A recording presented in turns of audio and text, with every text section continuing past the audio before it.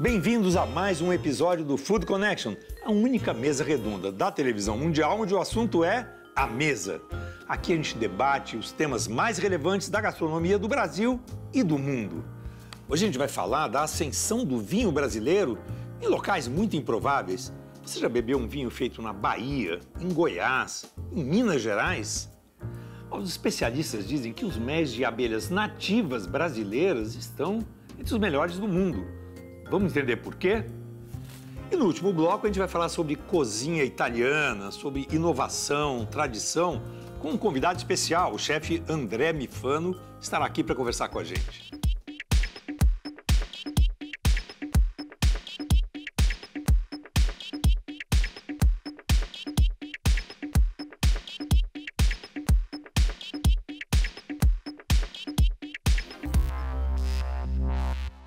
Para a nossa conversa de hoje, realizada como sempre nesse belo cenário do restaurante Fasano de São Paulo, eu tenho ao meu lado a minha indispensável companheira de bancada, a chefe Bel Coelho, do Cuiá Café. Sempre um prazer. E um convidado mais do que especial, um narrador, comentarista esportivo, Álvaro José, que além do mais, era amigo do meu pai, e eu não sabia. Prazer estar aqui, Josimar. Na verdade, eu ia pequenininho no Última Hora, onde seu pai era o diretor-geral. Exatamente. Essa voz que vocês ouviram já foi classificada como a voz oficial das Olimpíadas ou algo assim? Como é que é? Seu título? Eu tive o privilégio que a editora Abril, depois de 2004, me qualificou, me rotulou aí como a voz das Olimpíadas. Pelo número de Jogos Olímpicos que eu fiz, pelas medalhas que eu narrei e pelas histórias que eu tenho oportunidade de contar. Então fechem os olhos, ouçam essa voz e vão torcer pelo Brasil, né? Porque você dá sorte ainda por cima. Não, eu dou sorte, isso é verdade. É pé quente. Isso é verdade, eu tive momentos aí que não era para fazer aquela competição e o atleta não era favorito. E no final eu estava lá e acabou saindo a medalha de ouro. Bem, os brasileiros estão cansados de saber que vinho no Brasil é sinônimo de Serra Gaúcha, sinônimo de Rio Grande do Sul.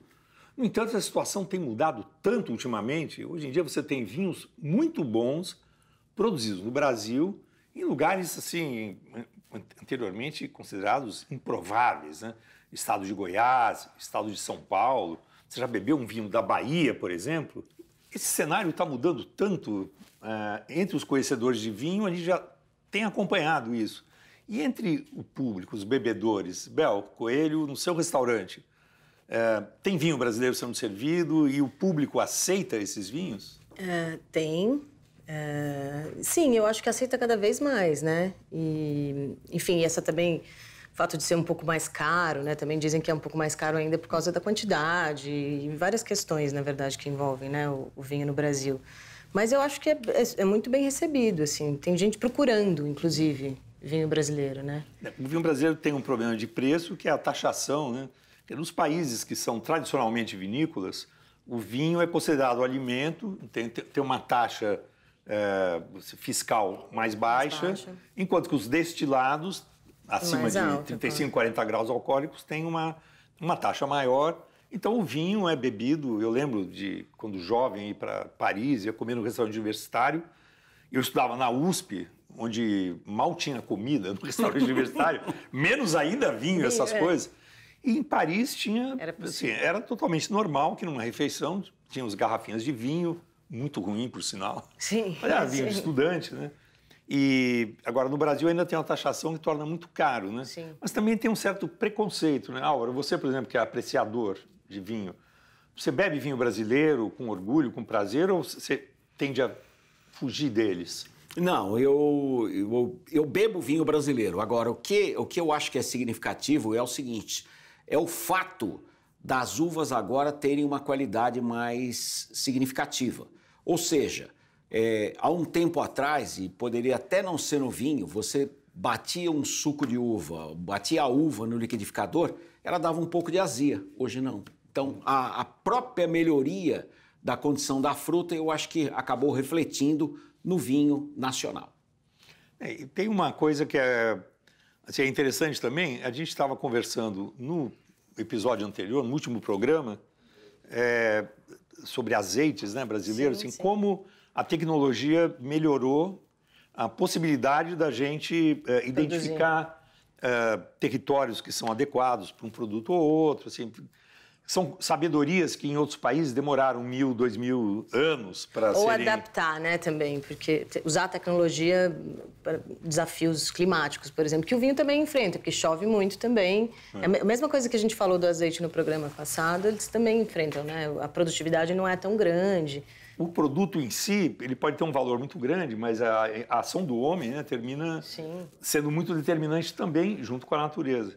E eu acho que o vinho brasileiro, assim como o azeite que a gente conversou no último episódio, o vinho brasileiro está despontando em lugares tão absurdamente improváveis. Sim. Vinho de Goiás, né? Eu me pergunto se você chegar no seu restaurante e falar assim, ó, tem um vinho goiano aqui para você. Eu tomei mineiros. pessoa... Eu tomei mineiros há, sei lá, 3 semanas em Tiradentes, lá no Tragaluz. E confesso que bebi com um certo preconceito, Claro. assim, sabe? Falei, nossa, será? Sabe quando você estava a fim de beber uma coisa boa, assim, redonda, assim? E eu me surpreendi, positivamente. Não, é interessante, porque os vinhos Surpresa. mineiros, por exemplo, qual é a região de Minas Gerais que tem os melhores vinhos atualmente? É a região do sul de Minas. Sim. Que é uma região de agricultura pujante, né? Onde tem café maravilhoso. Sim. É uma região que tem altitude. Então, se a gente pensar, o Brasil, país tropical, nunca vai ter vinho, mas o Brasil é um continente que tem de tudo. Sim, tem regiões tropicais, sim. subtropicais, tem planícies, tem praias e tem montanhas, né? Não, e tem a gente usar a tecnologia a nosso favor, justamente. Se a gente tem uma questão, sei lá, um desafio que é chover muito, por exemplo, que também chove, né, sul de Minas, na Serra da Mantiqueira, que também estão fazendo vinho, né, em São Bento do Sapucaí.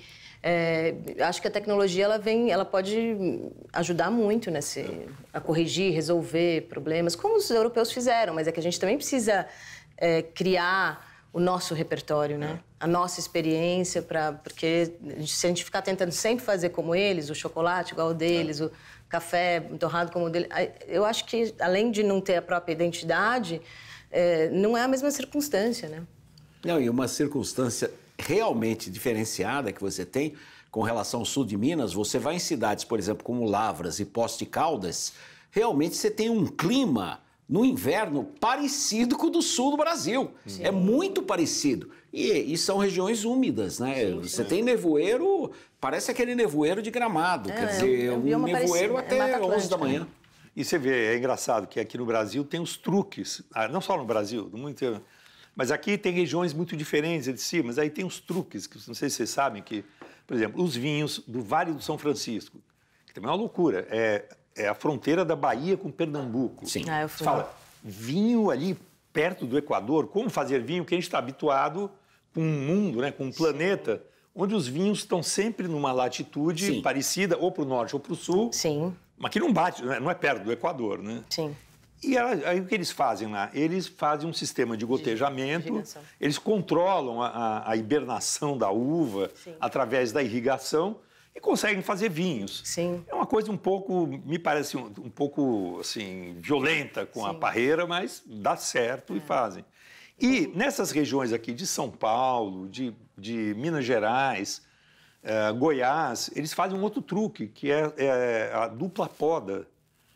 Quando chega na época do verão, que seria a época de colher as uvas e fazer o vinho, antes disso, eles podam as parreiras para não ter uva no verão. No mundo inteiro, é no verão que você colhe as uvas. Só que no Brasil, o verão chove demais.